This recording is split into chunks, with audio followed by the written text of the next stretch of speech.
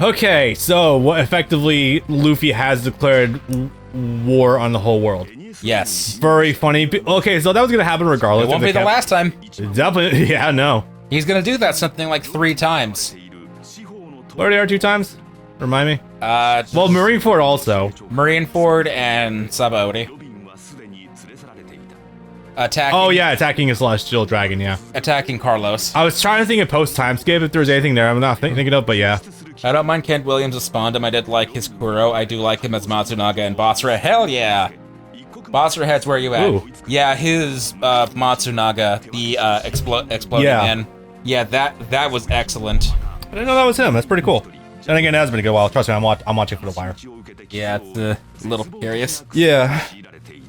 And now, time for the rest of CP9. Yeah, Kent Williams is great. He's great in everything he does. Oh yeah, he usually steals the show whenever he's a character. You're gonna love Yu Yu Hakusho because he's the narrator. Ha! And he plays it comedic. I am looking forward to Yu Yu Hakusho, but also a little bit less so these days. Not be...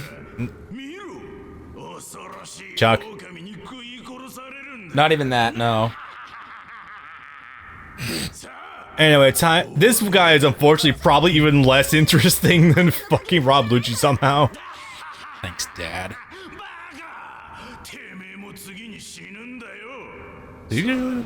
Huh. Oh my god. He pays for it with his card, but he has it set up through mine because he doesn't know how Google works. Oh my god. Okay.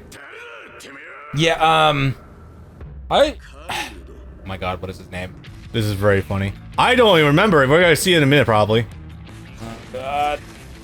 Jabra. Yeah. I like Jabra. I think Jabra is funny. I think he's kind of funny, but like he's Nappa. He's literally Phil Parsons. You are not wrong. Oh wait, actually the dub? Oh wow. Has the infamous Yakumo scream. I don't know what that means, but that'll be cool to see. Yeah, we've got I bought the Yu Yu Hakusho 30th Anniversary Blu-ray that comes in the special case in January. This is a weird perspective. And I got that on a deal. It was like $80 for 112 episodes of anime plus the various OVAs. You need to keep him away from Sniper King because he will actually kill him. Working on it. So are they just skipping over Diablo Jambe? No, it comes afterwards. The movie was dubbed by a different studio and Funimation doesn't have dubbing or distribution rights. Yeah, that movie, Yu Yu Hakusho has a couple of OVAs. They have a specific movie called The Golden Seal that Funimation never got, but does have 2 dubs. One of them by the Hong Kong studio from the 90s, and one of them by Central Park Media, which, if you don't know, they were the studio that came before 4Kids as the studio in New York. And they did a bunch of interesting things. They dubbed hentai in various 80s, 90s OVAs in New York, so you'll find some interesting voices there. Probably. New York / California they did. Oh my god, finally. Oh my god, this holy shit! Yeah, clear that out. Oh no, I was gonna say Yurmuso. In America it was called Poltergeist Report. Yeah, Dan Green was in it. Are we actually talking about hentai right now? No. The Yu Yu Hakusho movie. Oh, okay. Dan Green and Yu Yu Hakusho, that's interesting. Yep, surprise Zoro, and I'm not opposed to this, because Zoro is genuinely very fun to play as in this game. A little mashy, but not too bad. Kaku, you are such a hilariously great character, despite being a giraffe. I love it. Yeah. Anyway, so something very funny to keep in mind also, that was, except for Rob Lucci, none of the CP9 members had actual devil fruits before right now. Back in Water 7, they were also without it. Veronica Taylor and Eric Stewart are in it. Huh. Don't underestimate the destructive power of a giraffe. Yeah. I might be a block, but at least I can block. I don't remember that one. It's when he literally goes into the cube formation. Yeah, so no, straight up, Kaku is one of the most fun characters, actually, out out of this organization is hilarious. Partly because like, he's so endearing. Actually, such a nice dude. Yeah. Anyway, so yeah, we mentioned before that Zoro is definitely like one of the most powerful characters in the game, probably because he does swallow the traditional Dynasty Warriors format where he has swords. His movements match what you'd expect from a character like this. Go for regular first. Oh, we have level 2, so we can go for Ashura right now. Do any CP9 become playable in the series besides Lucci? No. Unfortunately, okay. I could see Kaku being very fun to play, honestly. I may be a block, but there's no attack I can't block. Wonderful. Also, notice how I'm charging Lion Song despite being in a Musa right now, dead. Out of context, hell yeah. Wonderful. Also, no, this fight does kind of go hard. You would not expect that. Oh yeah, no, this fight's great. I guess also the same criticism we levy against Luffy with Gear 2nd and 3rd, we can kind of also apply to Sanju and Zoro as well, with breaking out Ashura and Diablo Jambe. Not quite the same capacity though, because they're techniques and not like predestined into like their Devil Fruit, which they don't have. Zoro and his fish face. What the hell are you talking about? With the do-rag? I mean, that's not a do-rag, but okay. It's just a bandana. But also fish face? Yeah, where's the fish face coming from? Was it from, like, that was barely a fish face. I wonder if it's because of the 3 heads? Yeah. I don't know. I'm a little lost with that one. The eyes? No, not really. You should recognize the Ashura concept. It's the thing that the Ninetales does when he does the 3 heads thing. Yo, this is the first cutscene I think I've ever seen where Frankie's actually packing heat in that ass. Yeah, no, he's wild. He's usually flat as a board. As the kids say, he's all caked up. Literally, yeah. He's really packing away that coke. I usually don't ship the two, but I like fucking. I'm about to make the joke. Robin. Robin's gonna need all the hands she can get to grope all that ass. Hey, she's already got her hands on him once. Yeah, right? So weird. I still kind of... Oh, yeah, and also that time, like 5 minutes before this scene, where Frankie farts on her. Right! Jesus! Okay, admittedly, in order to escape the chains that are being held in, that was pretty hilarious. He does inflation. Oh yeah, right. Like literally inflating himself in order to pull it off. Yeah. Anyway, so we're starting off it in this form. For what it's worth, despite this fight dragging its heels a little bit sometimes, I will say on the whole, this is still a good fight. Yeah. On the whole, the animation for this time period does do some good stuff. It looked good. But I will say that, yeah, once the Buster Call order shows up, that's when it definitely takes a hit and it starts dragging its heels considerably. But Luffy actually doing Jet Gatling against transformed Lucci still looks amazing. Yeah, this is where it starts feeling like, oh yeah, this fight's going on for like 10 episodes, intercut between other things. Yeah. This is where it gets to be the most apparent, so I would have thought, where it's like, oh yeah, they're sure doing their Goku versus Frieza, takes 19 episodes. Mortifyingly, I almost do kind of want to watch that all back in full sometime just to see... Goku versus Frieza? Yeah, the whole thing, from the beginning to see how they make that last 20 episodes. Do you want to watch on the singles? I mean, sure, why not? There's no better way to do that at this moment. Available in America anyway at this point in time. Ah, fuck, he's got the shrinkage even with just doing the one arm? Damn. Yeah, it's anytime he does Gear 3rd. Yeah, I know, but like, even the Musa is able to, like... change the inflation portions of his body before he deflates. Damn. It was around the time of stuff made in 2004.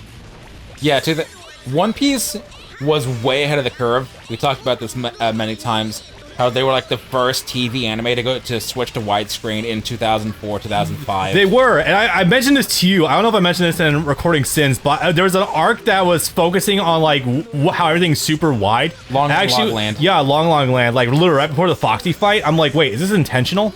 It's the same arc. Just because like it was just found very funny how they were. That's like the same exact timing. Yeah, no, it was literally perfect for them, because that arc existed in the manga. They used that as the perfect launching point to do that. Yeah, I was just like, this is way too perfect. This had to have been intentional. Which is funny, because they had that in widescreen on TV, but the first handful of DVDs they released up into Water 7 were still in 4x3, because they weren't sure if people at the time were going to have a widescreen TV yet. Yeah, not a lot of people really adopted, I think, HD TVs until, like, I don't know, 2007, 2008. So it was a very unknown format, yeah. Yeah, they didn't make the transition until by force until 2009, when it was like oh yeah, in spring of 2009, you need to get your HD TV, or at least get a digital tuner, because we're switching all our signals to digital instead of analog, and you will not be able to access terrestrial television anymore until you buy it. Yeah. And that was when I was able to convince my dad to be like, no, you need to buy not just cable, but satellite TV again, the one that's way more expensive. Because it gives you the ability to record stuff, and it gives you the multiple time zone channels. Yeah. There's a seam in Luffy's hair. You can see where it breaks. Probably is. I wasn't looking at it just now. Also, God, it was very hard to actually hit Rob Lucci during all of that. Yeah, no, it's him constantly jumping away and coming back, and that was rough. Wait, do you mean to tell me that Sniper King and Usopp were the same person the whole time? No, that's impossible. No fucking way. There's no way. Dude's working off some major injuries, too. He has it worse. Oh, yeah, no. Fucking Usopp is just, like, destroyed right now. He has it worse off than Luffy, honestly. Because he's got the Frankie family beating him up. He's got his injuries from his fight with Luffy. Frankie threw him in the fucking water with open wounds. There was a shit earlier with Jabra also. Jabra, yeah. So the dude is basically... To say he's actually as broken as the Going Merry right now, it would probably not be an understatement, really. It's symbolic in a way. Yeah. Also, something rather about ghosts on the ship. The Klabauterman. Yeah. The ghost in the shell. Yep.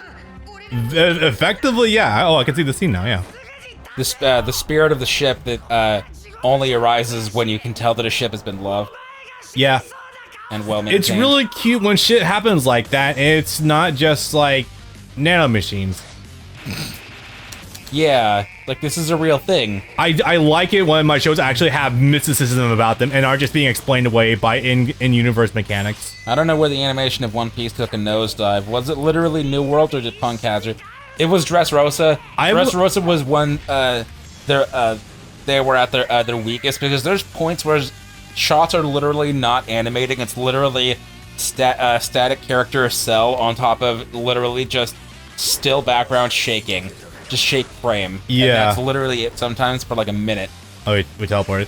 So, I'm gonna give a different answer. I'm gonna say it's been a gradual decline. Yes. Like, it... Obviously, I don't want to keep stroking Andrew's dick right now. But it's a little bit of a gradual decline from what I've been seeing since Skypiea. Yes.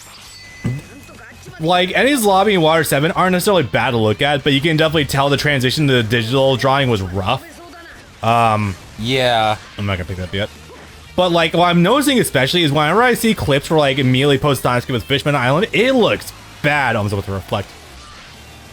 Look around on the D-pad. Oops. Because you're not on the right setting. Did not know that. Anime Dressrosa is a nightmare. Just the animation, but the god-awful pacing. Like I said, 110 chapters, 120 episodes. I'm gonna look that up exactly.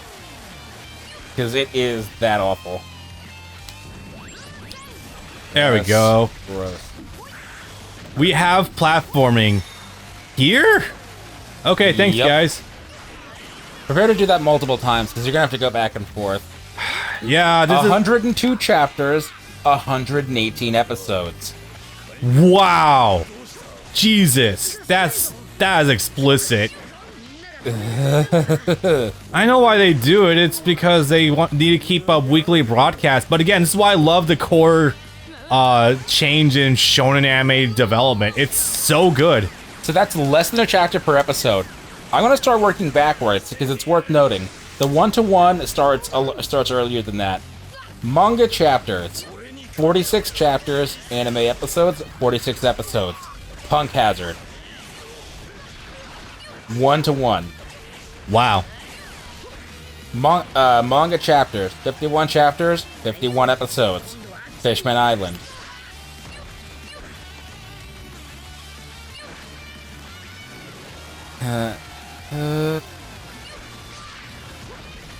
Post-war, 17 chapters, 26 episodes. I'm gonna cut that some slack. That's also turning what's it called? Turning cover stories into episodes with the other crew stuff. Yeah. Marineford. 31 chapters, 33 episodes. Impel Down, 25 chapters, 27 episodes. Again, slight slack, cover stories into episodes. Amazon Lily, 11 chapters, 14 episodes. And you felt that. Oh, there we go. Boy, did you feel that. Sorry, run those numbers by me again? Amazon Lily, Yeah. 11 chapters, 14 episodes. Yeah, no, that shows. There's a lot that, on top of the fact that they cut down the actual, like, usual amount of anime from like 21 minutes to like 17 minutes per episode, it's just, yeah, it really drags us fucking heels. A lot of flashbacks, you can tell. But no, this scene is still really goes hard. I like it. Sabaody, 24 chapters, 21 episodes. Hey, it's the first time that the episode number has been lower. Thriller Bark, 48 chapters, 45 episodes. And boy, does it feel like 45 episodes. And boy, does it feel like something they could have taken care of in 20. Man, that was a little bit dicey there. I missed one of the QTEs at the beginning. I was like, okay, we're gonna have to redo this whole thing. No, luckily. Just like one section. I'm sorry. By comparison, I wasn't giving Enies Lobby enough credit. 56 chapters, 41 episodes. I recall seeing a dragon in Wano. There's a couple of dragons in Wano, as it turns out. Yeah, there are. Here you go. Yep. See, I know it gets bad. It gets to a rate of like 1.5 chapters per episode. When you get to Marineford and so on, or no, I'm sorry, Impel Down, Marineford and the like, it becomes 1-to-1, and sometimes even less than that per episode. There are 2, neither are celestial dragons. Yeah, the joke's there. This is what I mean with the pencil shading looking excellent. Look at the actual character models. They look phenomenal here. Now, the weird thing is a lot of these cutscenes would actually be recycled directly into Pirate Warriors 3, but they will also lose a lot of their saturation. It just looks kind of weird. Desaturate and then put a filter over it. Yeah, also, I think the cutscenes are also in 30 and not 60 anymore. Yes. Yeah, it's rough. I guess they somehow lost their original recordings. Maybe. Yeah, this shading looks excellent. Yeah, absolutely. This actually looks fucking gorgeous. Especially the fact that we're recording this on 2K right now. It's going to come across even more. Yeah. I can only guess they filtered already post-processed cutscenes. Maybe. It's weird. Toei doesn't really seem like a kind of modern-day game company that would actually, like, destroy other assets or lose them all between games. Nah, they're not. Square Enix somehow did that. They're not Square Enix up until the year 2005. Oh, boy. It's amazing we got Zodiac Age. Anyway. Oh, I completely forgot. This is also the first time we're altering Luffy's clothes, too. I completely forgot about that until yeah, now. this is the first time he's not wearing just the blue shorts, red shirt. He's got a black pair of shorts here. Right. Yeah, I completely spaced on that. Because and the then next... every arc onward, they would change the color of his shorts. And, like, nothing else. And I don't know how I feel about that. Yeah, and just, like, various, like, changes of clothing. It's weird. I appreciate them changing up the formula once in a while, but it's just kind of odd. And... Yep. Yeah, this was one day after they got the message. So imagine if they were still on the water at the time. What if they didn't make it literally the exact day they did? Oh, they'd be doubly... 7. They would be doubly fucked, too, because since 3 of the people on board are Delfruit users, they're gonna be fucked. Yeah. Nami changes clothes constantly. Not in this game. Not here. By the way, it is worth noting also that, yes, all these costume changes are actual different costumes you can select in this game. Yeah. Luffy literally is walking around with like 13 costumes. It's absolutely insane. And they're just color palette. Is this an Arc 6 game? All of his costumes are just palette swaps. Gotta wish. Then some of them, a lot of them would be more distinct. What's the game that Arc 6 is currently working on? Not Guilty Gear, not Fighters. They've got something else new coming out. Fantastic question. I don't immediately know offhand. Well, I guess there's kind of like the reboot of Red Blue Fantasy Versus. Oh yeah, there's that too. I heard they were working on something new where for the first time characters have actual alternate costumes, not just colors. Yeah, that's news to me. I haven't heard anything recent about them, but I guess since I deleted my Twitter, I'm a little more in the dark than most. Silicon Era is your friend. Yeah. Yeah, there we are. They're the black shorts. This scene is still fucking sad, though. Yeah, this will still get people to tear up. Although, that being said, it doesn't then immediately take me out of it when you see some of the comedic over-the-top crying. Some of these characters, it does kind of sap away some of it. Yeah. I mentioned this to you before. I don't get teary-eyed at sad scenes. I get teary-eyed at happy scenes. Yeah. Yeah. Majin Vegeta file explosion. That always gets me. That's supposed to be a happy scene? No. Well, more so like redemption scene almost. Yeah. Yeah, no, these cutscenes upscale phenomenally. Yeah, fucking hell. Luffy close-up. You could tell me that was... I could feel these textures. You can tell me that was 1080 or 4K, I would believe you. You could tell me this was a PS4 game, and I'd believe you. A reminder, everyone, this game base is 720p. That's gonna look muddy as shit. Maybe even less, because again, PS3, and Hello, titties. They say 720, you never know what the real number is. Supposed to take that shot a little more seriously, but Konami's cleavage was right there, so I can't. Yeah. Every time Character changes outfits. Yeah. Yeah, no. Phenomenal. But what? Despite me absolutely loving Power Warriors 3, I do still think, besides the frame rate of Chopper, I do think I like this game graphically just a bit more, but it's mostly in the cutscenes. Just a little bit. The cutscenes do hold up better, yeah. But, on the whole, yeah, Power Warriors 3 blows us out of the water. Power Warriors 3 on PS4 is honestly maybe still one of the best looking Warriors games they've ever done, because that game is gorgeous and saturated and it looks amazing, colorful.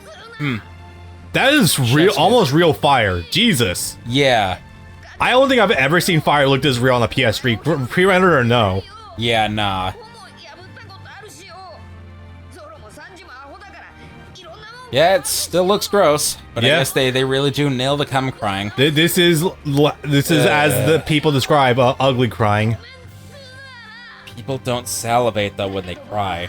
Yeah, unless you're like really fucked up. I think it's more if you're drugged out than anything else.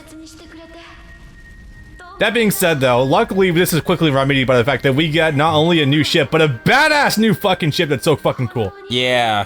I'm sorry, I love the Thousand Sunny. It is so cool. Wait, how is Frankie also got boogers coming out when his nose is made of metal? You know what? I'm not gonna think about that too much. Yeah. Oil. America enters chat.